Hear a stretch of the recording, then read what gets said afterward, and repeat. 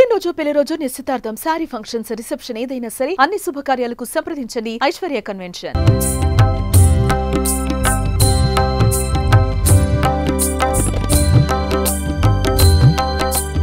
Welcome to Suman TV Warangal. మనం హన్మకొండలోని చారిత్రక రుద్రేశ్వర వెయ్యి స్తంభాల దేవాలయంలో ఉన్నాం. మనకు తెలుసు ఇక్కడ మహాశివరాత్రితో పాటు అనేక ఉత్సవాలు చాలా కన్నుల పండుగ జరుగుతాయి.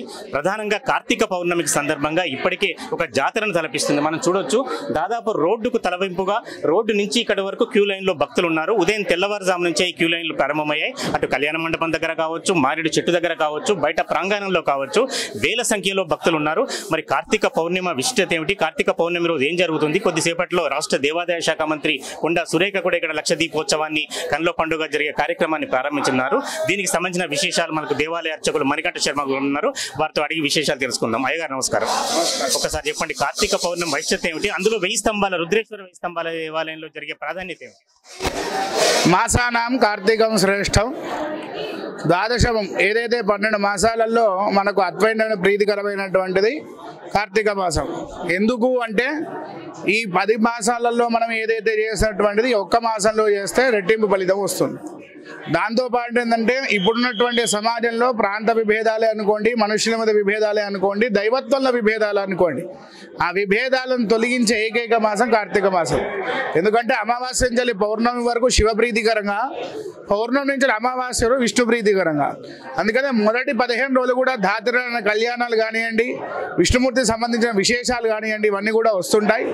దాంతోపాటు ఇవాళ అందరూ కూడా ఉసిరి చెట్టు అనేది ఇంట్లో పెట్టుకుంటాం, అది విష్ణు సంబంధికము. అలాగే మళ్ళీ పౌర్ణమి నుంచి అమావాస్య వరకు మనం చూసుకుంటే ఆర్ద్ర నక్షత్రం అనుకోండి, లేదా సంకటహర చతుర్థి అనుకోండి, ఇవన్నీ కూడా మాస శివరాత్రి అనుకోండి, ఇవన్నీ కూడా శివ ప్రీతికరంగా వస్తాయి, విష్ణు సంబంధికంగా శివ సంబంధికంగా. అలాగే కార్తీక పౌర్ణమి ఉంటే 3 పనులు ఖచ్చితంగా చేయాలి.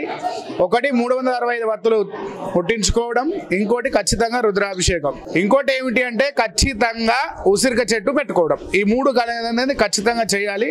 అయితే ఇంట్లో ఎంతమంది ఉంటే అంతమంది ఖచ్చితంగా దీపారాధన చేయడం అనేది మన శాస్త్ర విధి. అయితే ఎవరైనా మర్చిపోయిన వాళ్ళు ఉన్నా కానీ, లేదా దోషం అనేది తొలగిపోవడానికి నిజంగా దీపారాధన చేయకుంటే దోషం వస్తుందా అంటే చేస్తే రెట్టింపు వస్తున్నది, చేయకున్న తర్వాత విషయం. ఫస్ట్ చేస్తే రెట్టింపు వస్తుంది మనం చెప్తున్నది. సాధ్యం త్రివర్త సంయుక్తం మన్నెనా ద్యోయితమయ గృహాన మంగళం దీపం ఈశపుత్ర నమోస్తుదే.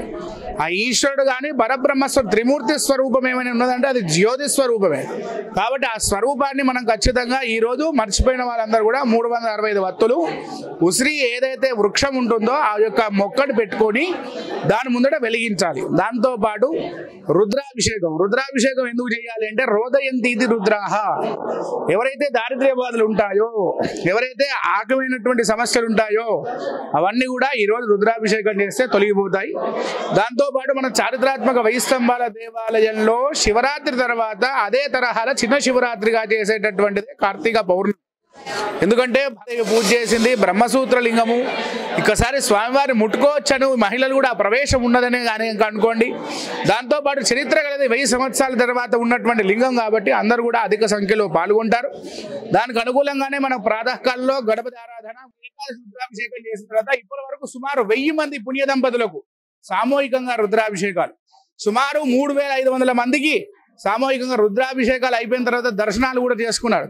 అంటే పోయినసారి కంటే ఈసారి అధిక సంఖ్యలో, ఇప్పుడు కనీసం 10 అవుతున్నది.